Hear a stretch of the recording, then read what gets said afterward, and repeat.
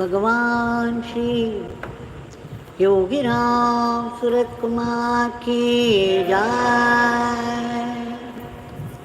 Sarvam Yogi Ramsuratkumararpanamastu.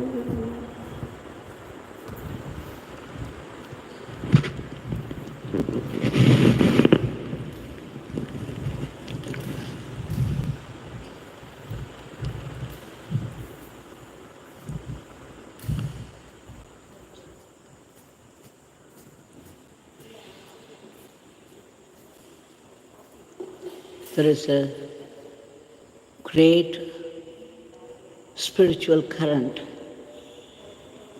in the atmosphere. It is so vibrant with God consciousness that this time we have been blessed to be able to gather and sing the powerful name of our Bhagwan, Yogi Ramsuratkumar. Is a great, great blessing.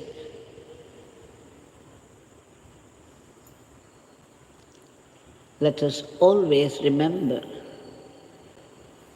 this grand gesture of Bhagwan and celebrate it in the heart with deep gratitude. Before we offer our today's prayer for the sake of the whole world, we shall have one more glimpse of the glory of the name. The name Yogi Ramsuratkumar. The mantra packed with power and grace.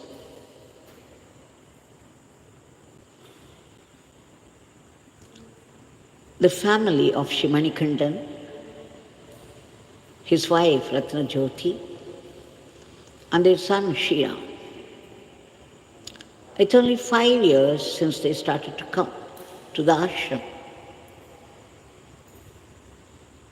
Jyothi says that right from childhood,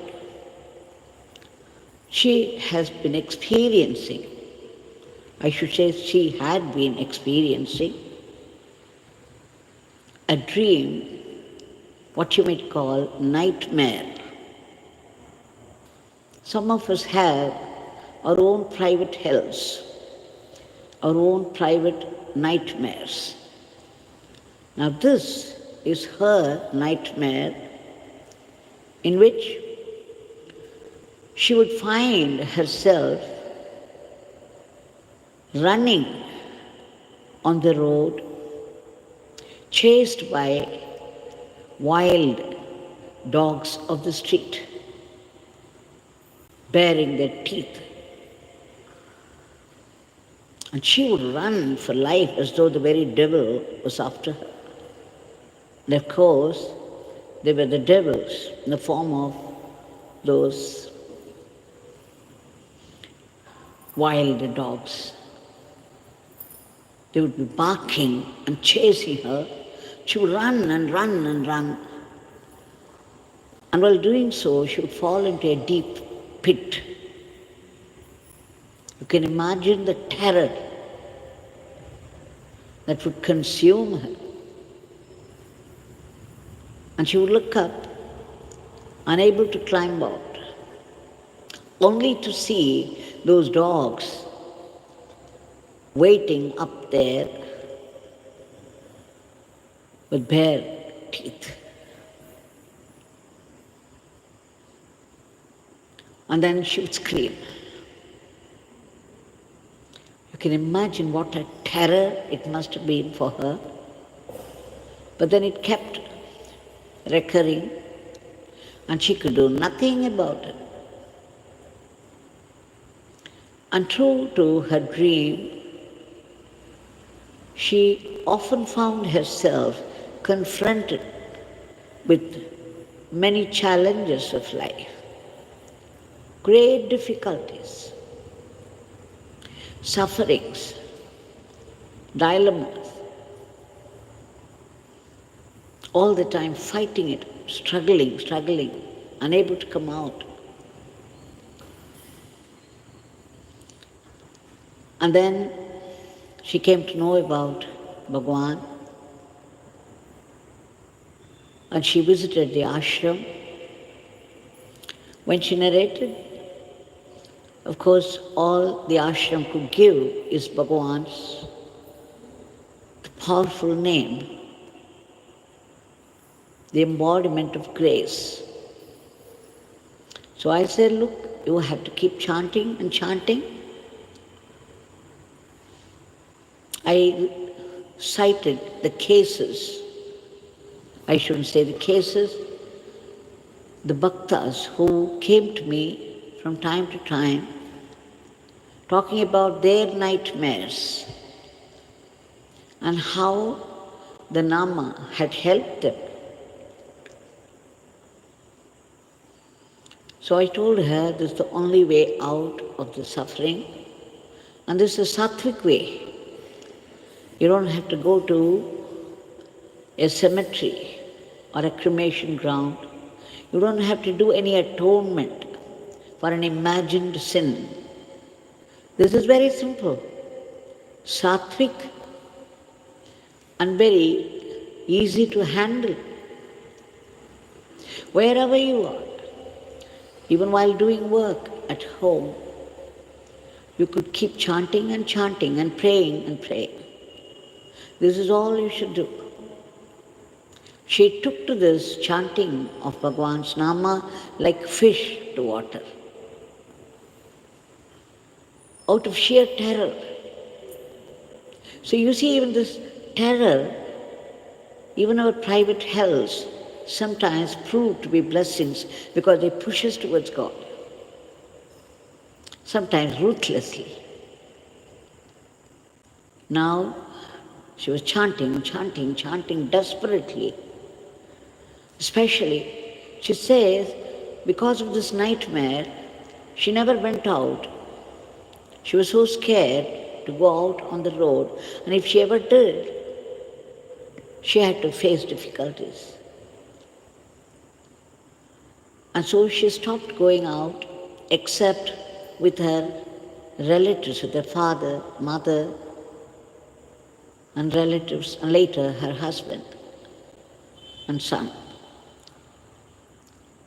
She was so scared because she knew that those wild dogs of the street were only symbolic of something else that was chasing her. So now the Nama caught her like fire and she began to chant and chant. She says that whenever she went out,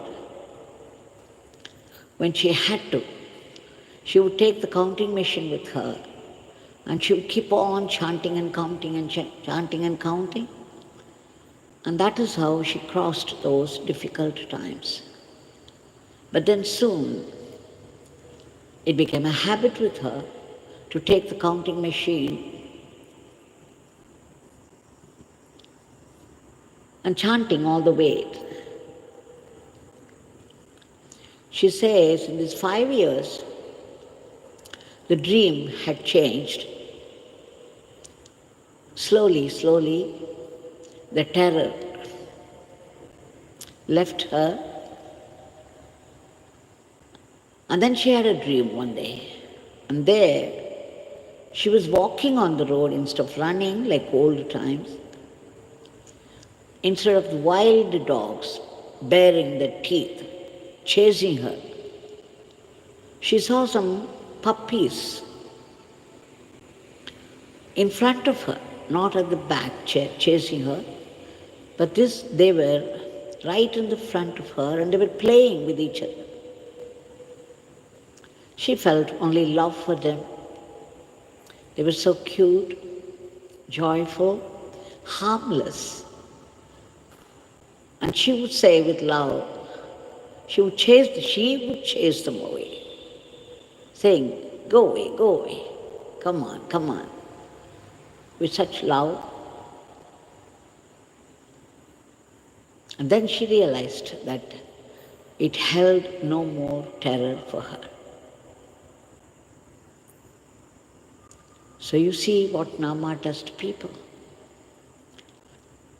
Now the Nama only chases her wherever she goes. In the beginning, you have to struggle to catch the name, but later the name catches you. And what's more, the transformation. Your kinship with God, the closeness. Now this tells us how Nama slowly, gradually changes everything in our life, in our inner life and also outer life.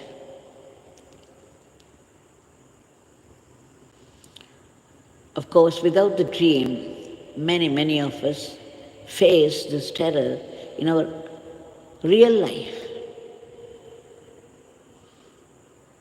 There are so many sufferings, varieties of sufferings, chasing us to deeper bits of agony, anguish, deep anguish, unable to come out of it. I remember in Sudama, I had shared the story perhaps quite a few times. Bhagwan used to get lots of letters or prayers. And in every letter, I had to read out the suffering that people were going through. Some of the sufferings I could not bring myself to read out at all. My throat would choke.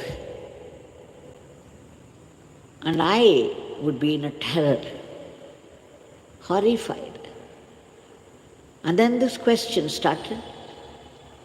It went round and round like an eddy current. And I was unable to voice it out because one did not ask questions just like that. Bhagwan was doing heavy work, ceaseless, cosmic work, which was consuming all his time. So I was waiting for a chance to ask him. And one day, I could no more contain it. And then I said, Bhagwan, I was reading out the letters again. I said, what is this, Bhagwan? Your father is supposed to be an ocean of grace, ocean of compassion. Then why would he give such terrible sufferings to people? What's the point? It seems so pointless to me.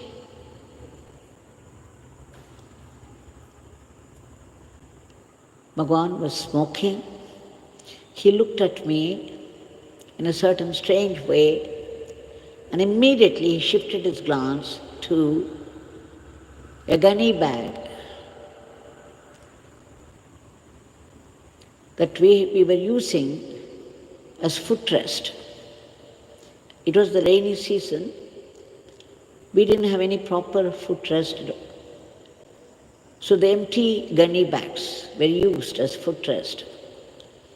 And every day, from the ashram, when we returned or while going to the ashram, we would step on it without bothering to see if anything was written at all on that, and if so, what it was. But here was Bhagwan saying, Devaki, you see that gunny bag? Something is written there, Devaki. Will you please read out? So momentarily I was diverted. Though of course the question was going on. I said I had asked a very serious question, and here he was either diverting me to something else or saying something totally disconnected. But yet, we just had to do whatever he said, so I rushed there to that and then read out. It was written in Tamil, and it was written that the bag contains Number one, strong rice, cleansed of stones, bronze, and broken bits. He said, Devaki, read out again. And the second time when I read out, I knew that it was so much connected to my question and that he was trying to make a point. And the third time when I read it out, I knew what it meant, that all the sufferings that come our way because of our past karmas, they may be the results of our past karmas, bad karmas, but they also carry a blessing.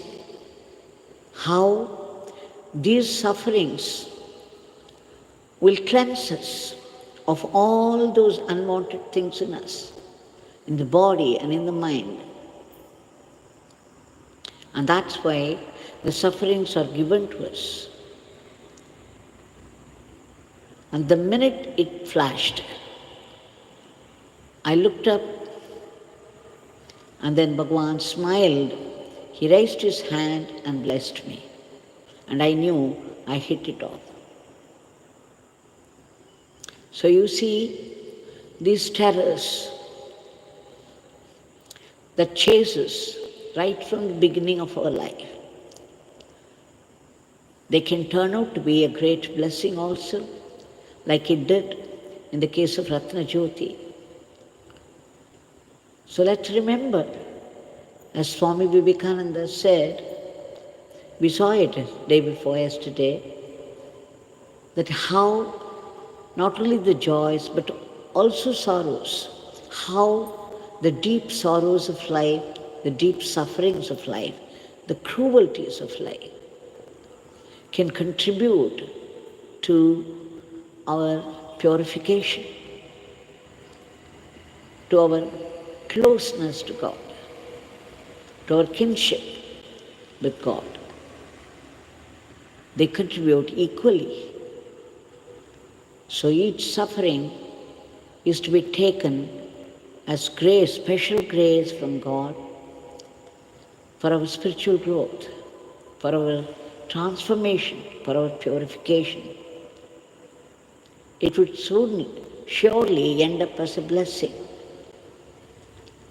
Now today's prayer, we shall offer at the feet of Bhagwan, knowing that the situation, we know how disastrous the corona has been, that lives and livelihoods have been lost. It has played havoc everywhere. We can only pray to Bhagwan, the great power, the powerless as we are. We can only pray again and again, beg 1,000,000 times. Bhagwan, we seek your immediate, kind intervention to free the entire humanity from the dreadful grip of these Rakshasic viruses. We beg you to bring back normalcy in all aspects of life, everywhere. And Bhagwan, we can only beg you, and again and again and again, 1,000,000 more times, to uproot all the negativities of the mind, the hidden terrors which are ready to pounce upon us at the slightest provocation, the impotent anger, the lurking jealousy. We won't even admit to ourselves that we are jealous of people. Such is the cunningness of jealousy. So all this negativities from the hearts of people, and please arrest the rapid spread of the diseases,